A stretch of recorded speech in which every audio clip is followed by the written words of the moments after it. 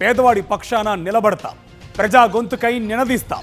Voice of voiceless, తెలుగువారి మనస్సాక్షి సాక్షి TV. సాక్షి TV ప్రసారాల కోసం మీ స్థానిక కేబుల్ ఆపరేటర్ను వెంటనే సంప్రదించండి. హైదరాబాద్ను వరుణుడు వదలట్లేదు. పలు చోట్ల భారీ వర్షం కురుస్తుంది. మియాపూర్, కూకట్పల్లి, కుత్బుల్లాపూర్, అల్వాల్లో వాన పడుతుంది. ఈసీఎల్, ఘట్కేసర్, నాగారం, చర్లపల్లి, ఉప్పల్, తార్నాక, మేడ్చల్లో కుండపోత వాన పడుతుంది. ఇటు బంజారా హిల్స్, జూబ్లీ హిల్స్, శ్రీనగర్లోనూ భారీ వాన పడుతూ ఉండడంతో వాహనదారులు ఇబ్బందులు పడ్డారు. సికింద్రాబాద్లోనూ ఇదే పరిస్థితి. భారీ వర్షం కారణంగా వాహనదారులు తీవ్ర ఇబ్బందులు పడుతున్నారు.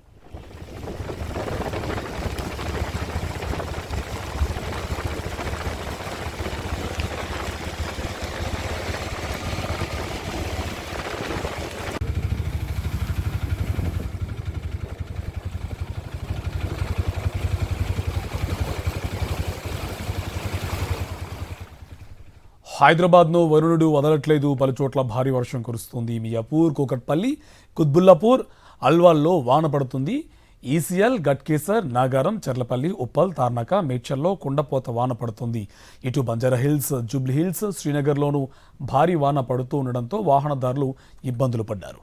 సికింద్రాబాద్లోనూ ఇదే పరిస్థితి. భారీ వర్షం కారణంగా వాహనదారులు తీవ్ర ఇబ్బందులు పడుతున్నారు.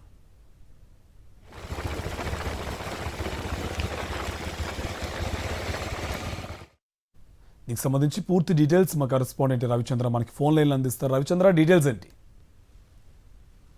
కార్తీక్, హైదరాబాద్ లో వర్షం మరోసారి దంచి కొడుతుంది. అన్ని చోట్ల అటు మాదాపూర్, షేర్లింగంపల్లి, అటు నుంచి గచ్చిబౌలి నుంచి ఇటు ఉప్పల్, ఎల్బీ నగర్ కావచ్చు, అటు సికింద్రాబాద్ కావచ్చు, అన్ని ప్రాంతాల్లో కూడా వర్షం దంచి కొడుతుంది.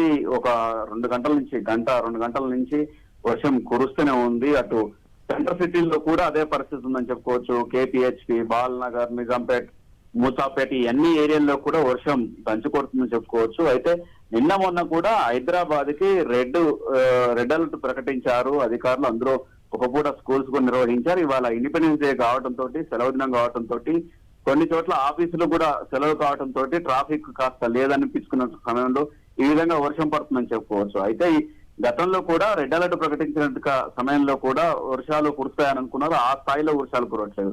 మరొక అంశం ఏంటంటే, ఎగువ ప్రాంతంలో కురుస్తున్న వర్షంతో హిమాయత్ సాగర్ కి భారీగా వరద చేరుతుంది. దీంతో 8,000 క్యూసెక్కుల నీటిని కిందికి దిగువకు విడుదల చేస్తున్నారు. దీంతో మూసి పరివాహక ప్రాంతాల్లో కూడా వరద తీవ్రత పెరిగిపోయింది. దీంతో ఈ వర్షం దానికి మరింత తోడైందని చెప్పుకోవచ్చు. ఈ విధంగా అటు హిమాయత్ సాగర్ నుంచి వచ్చే వరద, మరో పక్క ఈ కురుస్తున్న వర్షంతో మూసి పరివాహక ప్రాంతం, మూసి వరద మరింత పెరిగేటానికి అవకాశం ఉంది. ఈ విధంగా 10,000 క్యూసెక్కులకు వెళ్ళేటానికి అవకాశం ఉంది. దీంతో మూసి పరిసర ప్రాంతాల్లో వాసులు కూడా అలర్ట్ గా ఉండాల్సిన అవసరం కూడా ఉంది. ఉన్నతాధికారులు కూడా అది చెప్తున్నారు. జిహెచ్ఎంసీ అధికారులు కావచ్చు, హైడ్రా అధికారులు కావచ్చు, గత 2 రోజుల నుంచి అలర్ట్ చేశారు. అత్యవసరం అయితే తప్ప బయటికి రావద్దంటూ సూచనలు చేశారు. మరో పక్క కూడా మ్యాన్ హోల్స్ కావచ్చు, ఓపెన్ నాలాలు కావచ్చు, వీటి విషయంలో ఎప్పటికప్పుడు అందులో చాలా చెత్త కావచ్చు, అంతేకాకుండా ప్లాస్టిక్లు, థర్మాకోల్ ఇవన్నీ ఇరుక్కోవడంతో వాటర్ ఫ్లోటింగ్ లేకపోవడంతో చాలా ఇబ్బంది పడుతుంది. దాంతో రోడ్ల మీద నీళ్ళు వస్తున్నాయి.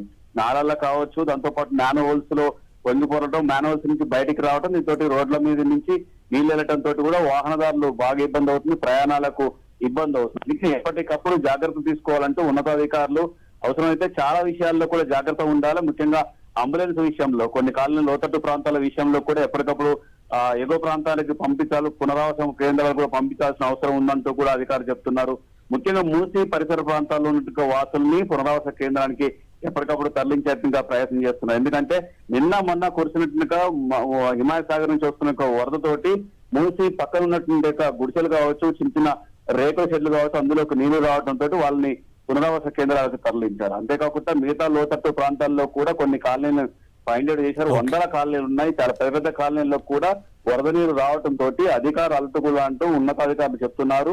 మరోసారి ఈ రాత్రి కురవడంతో కాస్త ట్రాఫిక్ ఇబ్బంది ఈ సమయంలో తగ్గిందని చెప్పుకోవచ్చు. ఎందుకంటే ఇవాళ రేపు వీకెండ్, అంతేకాకుండా ఇవాళ ఇండిపెండెన్స్ డే కావడంతో కూడా కాస్త ట్రాఫిక్ తక్కువనే ఉంది. కాకపోతే రేపు మరింత పెరిగేటానికి అవకాశాలు కూడా ఉంటాయి. Karthik, right, thank you Ravichandra.